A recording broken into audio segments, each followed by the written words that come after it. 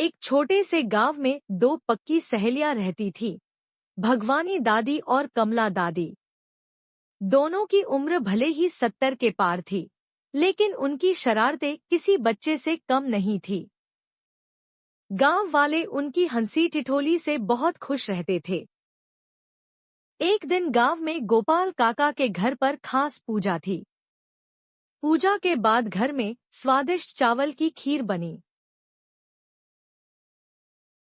इलायची, केसर और मेवों की खुशबू चारों तरफ फैल गई।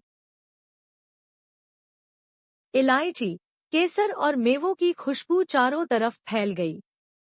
कमला दादी ने खिड़की से झांक कर देखा तो उनका मुंह पानी से भर गया। उन्होंने भगवानी दादी के कान में फुसफुसाया, खीर की खुशबू आ रही है, मन कर रहा है चखने का। भगवानी दादी ने शरारती मुस्कान के साथ कहा, तो बस चख ही ले। रात के समय जब सब सो गए, दोनों दादियां चुपचाप गोपाल काका के घर के पिछवाड़े पहुंची।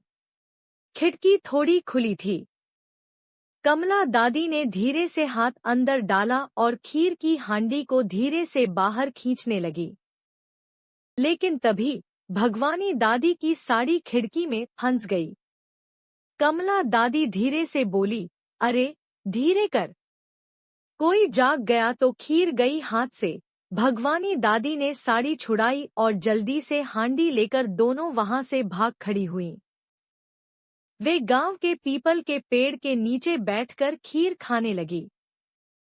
लेकिन जैसे ही उन्होंने पहला कौर मुंह में डाला, कमला दादी चौंक गईं। अरे, ये तो नमकीन लग रही है। भगवानी दादी ने भी खाकर देखा और बोली, अरे बाप रे, ये तो खीर नहीं, गोपाल काका की गाय के लिए बना दलिया है। दोनों एक दूसरे का मुंह देखने लगी और फिर जोर जोर से हंसने लगी। तभी पीछे से गोपाल काका की आवाज आई, दादियों, खीर खानी हो तो घर आकर मांग लेना, चोरी करने की क्या जरूरत थी।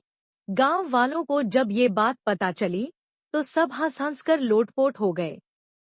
इसके बाद जब भी किसी को खीर खाने का मन करता, वे मजाक में कहते, कमला और भगवानी दादी से पूछ लो, खीर चोरी करनी है या सच में खानी है।